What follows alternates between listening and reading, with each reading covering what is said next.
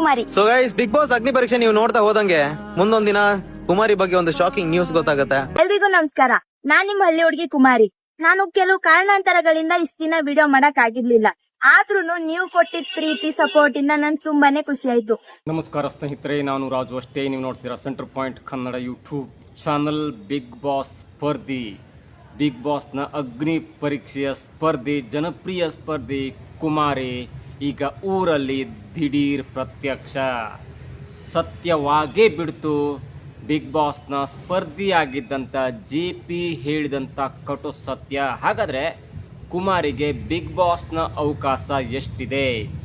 50-50 ಏನಿದು ಅಸಲಿ ರಹಸ್ಯ? ಇವೆಲ್ಲವನ್ನು ನೋಡೋಣ. ಅದಕ್ಕಿಂತ ಮೊದಲು ಇಲ್ಲಿ ತನಕ ನಮ್ಮ ಚಾನಲ್ನ ಸಬ್ಸ್ಕ್ರೈಬ್ ಮಾಡಿಲ್ಲ ಅಂದರೆ ಈಗಲೇ ಸಬ್ಸ್ಕ್ರೈಬ್ ಮಾಡಿ, ಜೊತೆಗೆ ಕಾಮೆಂಟ್ಗಳ ಮುಖಾಂತರ ತಮ್ಮ ಅಭಿಪ್ರಾಯವನ್ನು ತಿಳಿಸಬಹುದು. ಎಸ್ ವೀಕ್ಷಕರೇ, ಕಳೆದ 3 ದಿನದಿಂದ ಬಿಗ್ ಬಾಸ್ನ ಅಗ್ನಿ ಪರೀಕ್ಷೆಯ ಟಾಸ್ಕ್ನಲ್ಲಿ ಕುಮಾರಿ ಎನ್ನುವಂಥ ಜನಪ್ರಿಯ ಸ್ಪರ್ಧಿ ಕಾಣಿಸ್ತಾ ಇರಲಿಲ್ಲ. ಮುಂದುವರಿದ ಭಾಗವಾಗಿ ಇವತ್ತೂ ಕೂಡ ಟೆಲಿಕಾಸ್ಟ್ ಆಗಲಿರುವಂಥ ಎಪಿಸೋಡ್ನಲ್ಲಿ ಅವರು ಕಾಣ ಸಿಗೋದಿಲ್ಲ. ಇದು ಒಂದು ಅಪ್ಡೇಟ್. ಆದರೆ ನಿನ್ನೆ ಮಧ್ಯಾಹ್ನದ ನಂತರ ಇದೇ ಬಿಗ್ ಬಾಸ್ನ ಅಗ್ನಿ ಪರೀಕ್ಷೆಯ ಸ್ಪರ್ಧಿಯಾಗಿದ್ದಂಥ ಆಗಿರುವಂಥ ಕುಮಾರಿಯವರು ಊರಲ್ಲಿ ಪ್ರತ್ಯಕ್ಷವಾಗಿದ್ದಾರೆ. ತುಂಬ ಜನ ಕೇಳ್ತಾ ಇದ್ರು, ತುಂಬ ಜನ ವಿಡಿಯೋ ಮಾಡ್ತಾಯಿದ್ರು, ಯಾಕೆ ಕಲರ್ಸ್ ತಂಡದವರು, either it may be anchor or contestant, ಯಾರೂ ಕೂಡ ಕುಮಾರಿಯ ಬಗ್ಗೆ ಮಾತನ್ನು ಹೇಳ್ತಾ ಇಲ್ಲ. 19 ಸ್ಪರ್ಧಿಗಳ ಪೈಕಿ ಕೇವಲ 18 ಸ್ಪರ್ಧಿಗಳಿದ್ದಾರೆ. ಕುಮಾರಿ ಎಲಿಮಿನೇಷನ್ ಕೂಡ ಆಗಲಿಲ್ಲ. ಆದರೆ ದಿಢೀರಾಗಿ 3 ದಿನದಿಂದ ಅಲ್ಲಿ ಕಾಣಿಸ್ತಲೇ ಇರುವಂಥ 18 ಸ್ಪರ್ಧಿಗಳ ಟಾಸ್ಕ್ ಆಡಿಸ್ತಾ ಇದ್ದಾರೆ.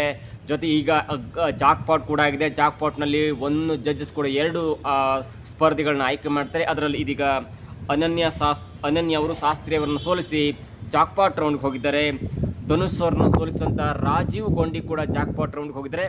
ಇನ್ನು 4 ಸ್ಪರ್ಧಿಗಳು ಇಬ್ಬರು ಜಾಕ್ಪಾಟ್ ರೌಂಡ್ಗೆ ಹೋಗ್ತಾರೆ ಮತ್ತು ಅವರಿಗೆ ಎವಿಕ್ಷನ್ನಿಂದ ಸ್ವಲ್ಪ ಮಟ್ಟಿಗೆ ವಿನಾಯಿತಿ ಸಿಗುವಂಥ ಸಾಧ್ಯತೆ ಇದೆ. ಅದು ಇವತ್ತು ಇಬ್ಬರ ಎಪಿಸೋಡ್ ಟೆಲಿಕಾಸ್ಟ್ ಆಗುತ್ತೆ, ನಾಳೆ ಇಬ್ಬರ ಎಪಿಸೋಡ್ ಟೆಲಿಕಾಸ್ಟ್ ಆಗಬಹುದು. ಅಷ್ಟಕ್ಕೆ ಇದೀಗ ಜಾಕ್ಪಾಟ್ ರೌಂಡ್ ನಡೀತಿದೆ. ಒಂದು ಹಂತಕ್ಕೆ ಅನನ್ಯ ಮತ್ತು ರಾಜೀವ್ ಗೊಂಡಿ ಅವರಿಗೆ 1 ಜಾಕ್ಪಾಟ್ ಹೊಡೆದಿದೆ. ಮುಂದಿನ ಹಂತದ ಸ್ಪರ್ಧೆ ಹೇಗಿರುತ್ತೆ ಎಲ್ಲೂ ಕೂಡ ಕಾದು ನೋಡಬೇಕು. ಇದರ ಮಧ್ಯೆ ಬಿಗ್ ಬಾಸ್ನ ಸ್ಟ್ರಾಂಗ್ ಸ್ಪರ್ಧಿಯಾಗಿದ್ದಂಥ ಅವರ ಲಾಸ್ಟ್ ಎಪಿಸೋಡನ್ನು ನೋಡ್ತಾ ಇದ್ದರೆ ಅವರು ಒಂದು ಮಾತು ಹೇಳಿದರು. ಅಂದರೆ ಟೆಲಿಕಾಸ್ಟ್ ಆದಂಥ ಲಾಸ್ಟ್ ಎಪಿಸೋಡ್ನಲ್ಲಿ ಯಾರೂ ಕೂಡ ಇಲ್ಲಿ ಫಿಸಿಕಲ್ ಟಾಸ್ಕನ್ನು ಆಡಿ ಗೆದ್ದಂಥ ಉದಾಹರಣೆ ಬಿಗ್ ಬಾಸ್ ಹಿಸ್ಟ್ರಿಯಲ್ಲಿಲ್ಲ. ಎಲ್ಲವೂ ಕೂಡ ಮೈಂಡ್ ಗೇಮಲ್ಲಿ ಆಡಿ ಗೆದ್ದಂಥವ್ರು ಎನ್ನುವಂಥ ಒಂದು ಸ್ಫೂರ್ತಿದಾಯಕ ಸ್ಟ್ರಾಂಗ್ ಆದಂಥ ಒಂದು ವರ್ಡನ್ನು ಹೇಳಿದರು. ಅದಂಥವ್ರು ಕಾಣಿಸ್ಕೊಂಡಿರಲಿಲ್ಲ. 3 ದಿನದ ನಂತರ ಅವರು ಊರಲ್ಲಿ, ಅವರ ಹಳ್ಳಿಯ ಊರಲ್ಲಿ ಒಂದು ಚಿಕ್ಕ ರಸ್ತೆ ಇದೆ, ಅಲ್ಲಿ ಒಂದು ವಿಡಿಯೋ ಮಾಡಿ, ನನಗೆ ಸ್ವಲ್ಪ ವೈಯಕ್ತಿಕ ಕಾರಣದಿಂದಾಗಿ, ಕೆಲವೊಂದು ಕಾರಣದಿಂದಾಗಿ ನಾನು ಬಿಗ್ ಬಾಸ್ನಲ್ಲಿ ಟಾಸ್ಕ್ನಲ್ಲಿ ಭಾಗವಹಿಸ್ಲಿಕ್ಕೆ ಆಗ್ತಾಯಿಲ್ಲ ಸದ್ಯ. ಆದರೂ ಕೂಡ ನಾನು ಬಿಗ್ ಬಾಸ್ನಲ್ಲಿ ಮುಂದುವರಿಯಬೇಕು, ನಾನು ಅಂದ್ಕೊಂಡಿದ್ದನ್ನು ಸಾಧನೆ ಮಾಡಬೇಕು, ನನ್ನೆಲ್ಲ ಕಷ್ಟ ನಿವಾರಣೆ ಆಗಬೇಕಂದ್ರೆ ನನಗೆ ದಯವಿಟ್ಟು ವೋಟ್ ಮಾಡಿ ಎನ್ನುವಂಥ ಒಂದು ವಿಡಿಯೋನ ಮಾಡಿದರೆ, ನಾನು ನಿನ್ನೆ ವಿಡಿಯೋದಲ್ಲಿ ಹೇಳಿದೆ 19 ಸ್ಪರ್ಧಿಗಳಿಗೆ 18 ಸ್ಪರ್ಧಿಗಳು ಕೂಡ ವಿಡಿಯೋ ಮಾಡಿ ವೋಟನ್ನು ಕೇಳಿದರು. ಆದರೆ ಕುಮಾರಿ ಅವರು ವೋಟು ಕೇಳಿಲ್ಲ. ಅವರ ಇನ್ಸ್ಟಾಗ್ರಾಮ್ ಪೇಜಿಂದ ಒಂದು ವಿಡಿಯೋ ಕೂಡ ಬಂದಿಲ್ಲ. ಜೊತೆಗೆ ಜಡ್ಜಸ್ ಕೂಡ ಕುಮಾರಿಯ ಬಗ್ಗೆ ಮಾತನಾಡಿಲ್ಲ, ಆ್ಯಂಕರ್ ಕೂಡ ಮಾತನಾಡಿಲ್ಲ. ಆಯಾ ತಪ್ಪಿ ಎಲ್ಲೂ ಕೂಡ 18 ಸ್ಪರ್ಧಿಗಳು ಕುಮಾರಿಯವರ ಬಗ್ಗೆ ಒಂದೇ ಒಂದು ವರ್ಡ್ ಕೂಡ ಮಾತನಾಡಿಲ್ಲ. ಎಲ್ಲೂ ಒಂದು ಕಡೆ ಸಂಶಯ ಬಂದಿತ್ತು. ನಾನು ಕೂಡ ಹೇಳಿದ್ದಿಲ್ಲ, ಅವರ ಮನೆಯವರಿಗೆ ಗೊತ್ತಿಲ್ಲ ಯಾರು ಎಕ್ಸಾಕ್ಟ್ ಏನಾಗಿದೆ ಅಂತಂದರೆ ಸ್ವಲ್ಪ ಸಮಸ್ಯೆ ಆಗಿದ್ದಂತೂ ಸತ್ಯ. ಹೀಗಾಗಿ ಅವರು ಊರಿಗೆ ಹೋಗಿದ್ದಾರೆ. ಊರಲ್ಲಿ ವೈಯಕ್ತಿಕ ವಿಚಾರ ಅಲ್ಲಿ ನೋಡ್ಕೊಳ್ತಿದ್ದಾರೆ. ಆದರೆ ಕುಮಾರಿಯವರಿಗೆ ಹುಷಾರಿದ್ದಾರೆ, ಕುಮಾರಿಯವರಿಗೆ ಏನೂ ಆಗಿಲ್ಲ. ಅಂದರೆ ಕುಮಾರಿಯವರ ಸಂಬಂಧಿಕರಿಗೆ, ಅದು ಅವ್ರ ತಾಯಿನೋ ಅಥವಾ ಬೇರೆಯವ್ರಿಗೆ ಗೊತ್ತಿಲ್ಲ, ಸ್ವಲ್ಪ ಮಟ್ಟಿಗೆ ಹುಷಾರಿಲ್ಲ ಅಥವಾ ವೈಯಕ್ತಿಕ ಸಮಸ್ಯೆ ಆದ ಕಾರಣಕ್ಕಾಗಿ ಅವರು ಅಲ್ಲಿ ನೋಡ್ಕೊಳ್ತಿದ್ದಾರೆ. ಇನ್ನು 29ರ ನಂತರ ಅವರು ಜಾಯ್ನ್ ಆಗುವಂಥ ಸಾಧ್ಯತೆ ಇದೆ. ಯಾಕಂದರೆ ವೋಟಿಂಗ್ನಲ್ಲಿ ಏನಾದರೂ ಇದೇ ಕುಮಾರಿಯವರಿಗೆ ಸ್ವಲ್ಪ ಜಾಸ್ತಿ ವೋಟ್ ಬಂತು, ಟಾಪ್ 1 ಟಾಪ್ 2 ಬಂದರೆ ಅವರನ್ನು ಕೂಡ ಕನ್ಸಿಡರ್ ಮಾಡಬಹುದು. ಯಾಕಂದರೆ ಬಿಗ್ ಬಾಸ್ನಲ್ಲಿ ಟಾಸ್ಕ್ನಲ್ಲಿ ಈಗ ಸದ್ಯದ ಮಟ್ಟಿಗೆ ಆಡಲಿಲ್ಲ ಅಂದರೂ ಕೂಡ ಜನರ ಜೊತೆಗೆ ಅವರು ಬೆರೆತಿದ್ದಾರೆ, ಜನರಿಗೆ ಕನೆಕ್ಟ್ ಆಗಿದ್ದಾರೆ ಅನ್ನುವಂಥ ಕಾರಣಕ್ಕಾಗಿ ಒಂದು ವಿನಾಯಿತಿಯನ್ನು ಕೊಟ್ಟು ಅವರನ್ನು ಸೆಲೆಕ್ಟ್ ಮಾಡುವಂಥ ಸಾಧ್ಯತೆ ಇದೆ. ಆದರೆ ಸದ್ಯದ ಮಟ್ಟಿಗೆ ಅವರ ಪರವಾಗಿ ಯಾರು ಬ್ಯಾಟ್ ಬೀಸ್ತಾರೆ ಗೊತ್ತಿಲ್ಲ. ಯಾಕಂದರೆ ಇಲ್ಲಿರುವಂಥ 18 ಕಂಟೆಸ್ಟೆಂಟ್ಗಳ ಪೈಕಿ ಪ್ರತಿಯೊಬ್ಬರು ಕೂಡ ವೋಟ್ ಭರ್ಜರಿ ಪ್ರಚಾರ ಮಾಡ್ತಿದ್ದಾರೆ, ಅವರ ಪರವಾಗಿ ಬೇರೆ ಬೇರೆ ಪ್ರಚಾರ ಮಾಡ್ತಿದ್ದಾರೆ. ಆದರೆ ಕುಮಾರಿಯ ಬಗ್ಗೆ ಅಷ್ಟೇನು ಪ್ರಚಾರ ಆಗ್ತಿಲ್ಲ. ಯೂಟ್ಯೂಬರ್ಸು ಅಥವಾ ಅವರಿಗೆ ಸಂಬಂಧಪಟ್ಟಂಥ ಸೋಷಿಯಲ್ ಮೀಡಿಯಾದವರು ಅವ್ರ ಬಗ್ಗೆ ಮಾತನಾಡ್ತಿದ್ದಾರೆ, ಅವ್ರ ಬಗ್ಗೆ ಪ್ರಚಾರ ಮಾಡ್ತಿದ್ದಾರೆ ಹೊರತು ಅವರ ಗೆಳೆಯರಾಗಲಿ ಅಥವಾ ಅವರ ಸಂಬಂಧಿಕರಾಗಲಿ ಅಂಥ ದೊಡ್ಡ ಸಪೋರ್ಟ್ ಇಲ್ಲದ ಕಾರಣಕ್ಕಾಗಿ ಅದು ಓಟಾಗಿ ಕನ್ವರ್ಟ್ ಆಗುತ್ತಾ ಗೊತ್ತಿಲ್ಲ. ನಮ್ಮಂಥವ್ರು ಸ್ವಲ್ಪ ಜನ ಪ್ರಚಾರ ಮಾಡ್ತೀವಿ, ಯೂಟ್ಯೂಬರ್ಸ್ ಸ್ವಲ್ಪ ಜನ ಪ್ರಚಾರ ಮಾಡ್ತೀವಿ, ಏನಾಯಿತು ಅನ್ನೋದ್ರ ಬಗ್ಗೆ ಪದೇ ಪದೇ ಅಪ್ಡೇಟ್ ಕೊಡ್ತಾ ಇದ್ದೀವಿ ಹೊರತು ಅವರ ಸಂಬಂಧಿಕರು ಇದನ್ನು ಓಟಾಗಿ ಕನ್ವರ್ಟ್ ಮಾಡಲಿಕ್ಕೆ ಎಷ್ಟು ಟ್ರೈ ಮಾಡ್ತಾರೆ ಗೊತ್ತಿಲ್ಲ. ಆದರೆ ಇನ್ನುಳಿದಂಥ 18 ಸ್ಪರ್ಧಿಗಳು ತುಂಬ ಹೋರಾಟ ಮಾಡ್ತಿದ್ದಾರೆ.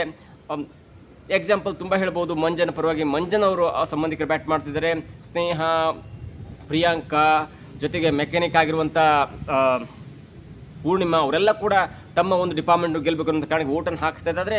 ಎಲ್ಲೋ ಒಂದು ಕಡೆ ಈ ಕುಮಾರಿಗೆ ಯಾರು ಓಟ್ ಹಾಕ್ತಾರೆ, 4 ದಿನ ಟಾಸ್ಕಿಗೆ ಬಂದಿಲ್ಲ, ಇವತ್ತು ಕೂಡ ಟಾಸ್ಕ್ದಲ್ಲಿ ಇರೋದಿಲ್ಲ, ನಾಳೆ ಬರ್ತಾರೆ ಗೊತ್ತಿಲ್ಲ. ಆದರೆ 29ಕ್ಕೆ ಓಟ್ ರಿವೀಲ್ ಆಗುತ್ತೆ, ನಾಳೆ ಕೊನೆ ಹಂತ ಆಗುತ್ತೆ ಶನಿವಾರ. ಹಾಗಾಗಿ ರವಿವಾರ ಒಂದಿಬ್ಬರು ಎಲಿಮಿನೇಟ್ ಆಗ್ಬೋದು. ಆ ಎಲಿಮಿನೇಟ್ ಆಗುವಲ್ಲಿ ಯಾರು ಇರ್ತಾರೆ, ಯಾರು ಹೋಗ್ತಾರೆ ಎಲ್ಲೂ ಕೂಡ ಕಾದು ನೋಡಬೇಕು. ಇಲ್ಲಿ ಒಂದು ಮಹತ್ವದ ಸಂಗತಿ ಅಂದರೆ ಕಳೆದ 1 ವಾರದ ಹಿಂದೆ ಇದೇ ಬಿಗ್ ಬಾಸ್ನ ಅಗ್ನಿ ಪರೀಕ್ಷೆಯಿಂದ ಫಿಲ್ಟರ್ ಆದಂಥ ಜಯಪ್ರಕಾಶ್ ಗೌಡ ಅವರು ಕೂಡ ಒಂದು ವಿಡಿಯೋನ ಮಾಡಿದರು. ನಾನು ಹೋದೆ, ನನಗೆ ಸ್ವಲ್ಪ ಹಿನ್ನಡೆ ಆಯಿತು, ನಾನು ಬಂದೆ, ಆದರೆ ಕೆಲವೊಬ್ಬ ಜಡ್ಜಸ್ಗಳು ಕೂಡ ನನಗೆ ಒಳ್ಳೆಯ ಅಭಿಪ್ರಾಯವನ್ನು ತಿಳಿಸಿದರು, ಆದರೆ ಮುಂದಿನ ಹಂತದಲ್ಲಿ ನಾನು ಪ್ರಯತ್ನ ಮಾಡ್ತೇನೆ ಅಂತ ಮಾತನ್ನು ಹೇಳಿದ್ರು. ಜೊತೆಗೆ ಅದಾದ ಕೆಲವು ದಿನಗಳ ನಂತರ ಒಂದು ವಿಡಿಯೋನ ಹಂಚ್ಕೊಳ್ತಾರೆ.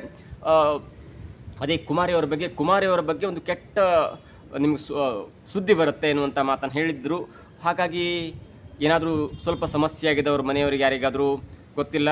ಅಷ್ಟು ಖುಷಿಯಲ್ಲೂ ಕೂಡ ಕುಮಾರಿ ಇಲ್ಲ. ಆದರೆ ಅಂದು JP ಹೇಳಿದ ಮಾತು ಇಂದು ಸತ್ಯವಾಗ್ತಿದೆ. ಬಿಗ್ ಬಾಸ್ನಿಂದ ಎಲಿಮಿನೇಟ್ ಆಗಿಲ್ಲ, ಬಿಗ್ ಬಾಸ್ನಿಂದ ಔಟ್ ಕೂಡ ಆಗಿಲ್ಲ, ಬಿಗ್ ಬಾಸ್ನ ವೋಟಿಂಗ್ನಲ್ಲಿ ಕೂಡ ಇದ್ದಾರೆ. ಆದರೆ ಜಯಪ್ರಕಾಶ್ ಗೌಡ ಹೇಳಿದಂತೆ ಒಂದು ಕೆಟ್ಟ ಸುದ್ದಿ ಬರುತ್ತೆ ಅನ್ನುವಂಥ ಮಾತನ್ನು ಕೂಡ ಹೇಳಿದರೆ. ಜೊತೆಗೆ ಆ ವಿಡಿಯೋದಲ್ಲಿ ಅವರು ಹೇಳಿದ್ರು, ಇಲ್ಲ ನಾವೆಲ್ಲ ಕೂಡಿ ಅವರಿಗೆ ಸಪೋರ್ಟ್ ಮಾಡಬೇಕು, ಅವರನ್ನು ಬೆಂಬಲಿಸಬೇಕು, ಅವರ ಇನ್ಸ್ಟಾಗ್ರಾಮ್ ಪೇಜನ್ನು ಫಾಲೋ ಮಾಡಬೇಕು, ಆ ಮುಖಾಂತರ ಓಟಾಗಿ ಕನ್ವರ್ಟ್ ಮಾಡಬೇಕು ಅನ್ನುವಂಥ ದೃಷ್ಟಿಯಲ್ಲಿ ಹೇಳಿದ್ರು ಗೊತ್ತಿಲ್ಲ. ಆದರೆ ಅವರು ಆ ವಿಡಿಯೋದಲ್ಲಿ ಹೇಳಿದಂಥ ವಿಚಾರವಾಗಿ ಇಲ್ಲ, ನಾವು ಯಾವುದನ್ನು ಕೂಡ ರಿವೀಲ್ ಮಾಡಲಿಕ್ಕಾಗಲ್ಲ, ಆದರೆ ಒಂದು ಸುದ್ದಿ ಬರುತ್ತೆ, ಕೆಟ್ಟ ಸುದ್ದಿ ಬರುತ್ತೆ ಅನ್ನುವಂಥ ಮಾತನ್ನು ಹೇಳಿದರು. ಹೀಗಾಗಿ ಅವರ ಸಂಬಂಧಿಕರು ಅಥವಾ ಅವರ ಆಪ್ತರಿಗೆ ಏನಾದರೂ ಹೆಚ್ಚು ಕಡಿಮೆ ಆಗಿದೆಯಾ ಸದ್ಯದ ಮಟ್ಟಿಗೆ ತಿಳಿತಾ ಇಲ್ಲ. ಆದರೆ 4 ದಿನ ಇವತ್ತು ಕೂಡ ಇಲ್ಲ, ಅವರು ಟೆಲಿಕಾಸ್ಟ್ ಆಗುವಂಥ ಎಪಿಸೋಡ್ನಲ್ಲಿ ಭಾಗವಹಿಸ್ತಿಲ್ಲ, ವೋಟ್ ಮಾತ್ರ ಕೇಳಿದ್ದಾರೆ.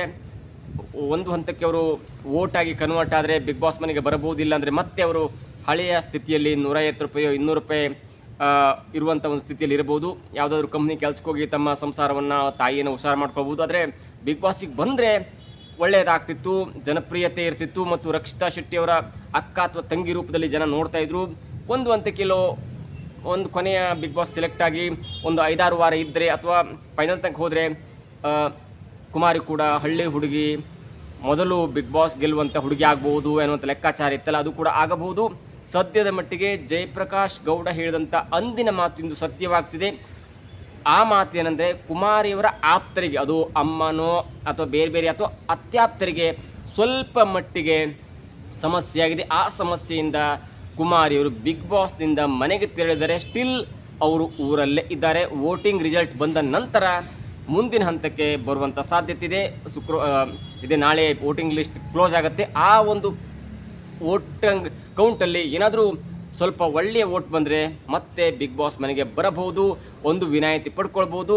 ನೋಡಬೇಕು ಎಷ್ಟು ವೋಟ್ ಬರುತ್ತೆ, ಎಲ್ಲವೂ ಕೂಡ ನಾಳೆ ಸಂಜೆ ಅಥವಾ ರವಿವಾರ ತಿಳಿಯುತ್ತೆ. ರವಿವಾರದ ಹೊತ್ತಿಗೆ ನಾಳೆ ಬಿಗ್ ಬಾಸ್ನ ವೋಟಿಂಗ್ ಕೌಂಟ್ ಮುಗಿಯುತ್ತೆ. ರವಿವಾರ ಅದರ ರಿಸಲ್ಟ್ ಕೂಡ ಅನೌನ್ಸ್ ಆಗುವಂಥ ಸಾಧ್ಯತೆ ಇದೆ. ರವಿವಾರದ ತನಕ ವೇಟ್ ಮಾಡಬೇಕು. ರವಿವಾರ ಮತ್ತೆ ಬಿಗ್ ಬಾಸ್ ಮನೆಗೆ ಮರಳ್ತಾರ, ಎಲ್ಲವೂ ಕೂಡ ಕಾದು ನೋಡೋಣ. ಸದ್ಯಕ್ಕೆ ಲಾವಣ್ಯ ಕುಮಾರಿಯವರು ಊರಲ್ಲಿದ್ದಾರೆ. ಯಾವಾಗ ಬಿಗ್ ಬಾಸ್ನಿಂದ ಕಾಲ್ ಬರುತ್ತಲ್ಲ ಆವಾಗ ಮತ್ತೆ ಬಿಗ್ ಬಾಸ್ ತಂಡವನ್ನು ಸೇರಬಹುದು. ಯಾವಾಗಂದರೆ ಅದು ಜನ ಎಲ್ಲ ಕೂಡಿ ಕುಮಾರಿಗೆ ವೋಟ್ ಹಾಕಿದಾಗ ಮಾತ್ರ ಅದು ಸಾಧ್ಯ ಎನ್ನುವುದು ನಮಗೆ ತಿಳಿದು ಬರ್ತಾ ಇರುವಂಥ ವಿಷಯವಾಗಿದೆ. ಇದಾಗುತ್ತೆ ಇವತ್ತಿನ ವಿಶೇಷ. ನೋಡ್ತಾರೆ centre point Kannada YouTube channel.